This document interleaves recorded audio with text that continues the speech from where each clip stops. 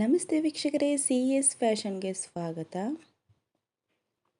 ರುಚಿ ರುಚಿಯಾದ ಮಾವಿನಕಾಯಿ ಉಪ್ಪಿನಕಾಯಿ ಇದು ಒಂದು ವರ್ಷ ಇಟ್ಟರು ಕೂಡ ಕೆಡಲ್ಲ. ಹಾಗೆ ಫ್ರೆಶ್ಶಾಗಿ ಕೂಡ ಇರುತ್ತೆ, ಅಷ್ಟೇ ರುಚಿ ರುಚಿಯಾಗಿ ಕೂಡ ಇರುತ್ತೆ. ಬಾಯಿಲಂತೂ ನೀರು ಬರ್ತಾ ಇರುತ್ತೆ ಮಾವಿನಕಾಯಿ ಉಪ್ಪಿನಕಾಯಿ ಅಂದರೆ. ಮಾಡುವ ವಿಧಾನ ನೋಡೋಣ. 1 kg ಮಾವಿನಕಾಯಿ ತೊಗೊಂಡಿದ್ದೀನಿ.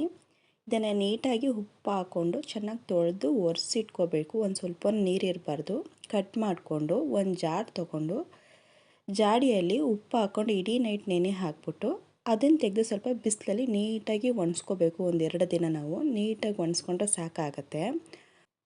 ಸ್ಟವ್ ಮೇಲೆ ಒಂದು ಪ್ಯಾನ್ ಇಟ್ಕೊಳ್ಳೋಣ. ಅದಕ್ಕೆ ಸ್ವಲ್ಪ ಮೆಂತ್ಯ, ಸಾಸಿವೆ, ಜೀರಿಗೆ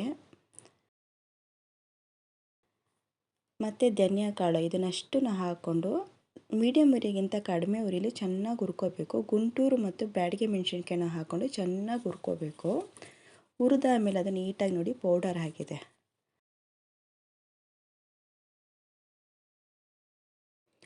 ಒಣಗಿಸಿಟ್ಟಿರೋಂಥ ಮಾವಿನಕಾಯಿಗೆ ಪೌಡರ್ ಹಾಕ್ಕೊಳ್ಳೋಣ. ಹಾಗೆ ಸಾಸಿವೆ ಎಣ್ಣೆನ ಬಿಸಿ ಮಾಡಿ ಅದನ್ನು ಕೂಡ ನೀಟಾಗಿ ಹಾಕ್ಕೊಳ್ಳೋಣ.